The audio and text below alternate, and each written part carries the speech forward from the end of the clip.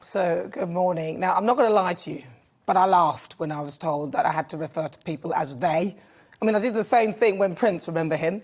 He wanted to be referred to as the artist formerly known as, and he became a symbol. Now, I think this might have been the beginning of all the nonsense that's begun and that is ensuing. So now, by my latest count, courtesy of LGBTQ+, there are 76 genders, which include androgyne, bigender, butch, cisgender, gender expansive, gender fluid, gender outlaw.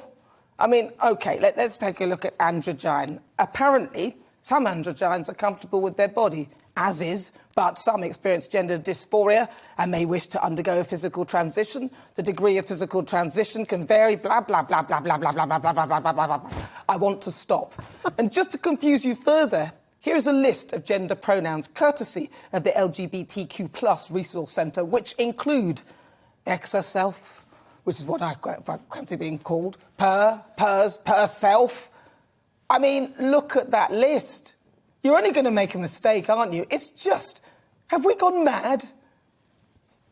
Now, the LGB Alliance, that is the Lesbian, Gay and Bisexual Alliance, they recognise and represent sexual orientation and biological sex instead of gender identity. They've frequently been accused of transphobia. I mean, what the hell is going on? Sorry, I lost myself somewhere earlier here. Why can't we just refer to each other by name or by the only real biological genders that exist? How did we get to this place? This is ridiculous. Now, I thought the whole plan was to treat everyone the same and not compartmentalise people, but this is a masterclass in exactly that.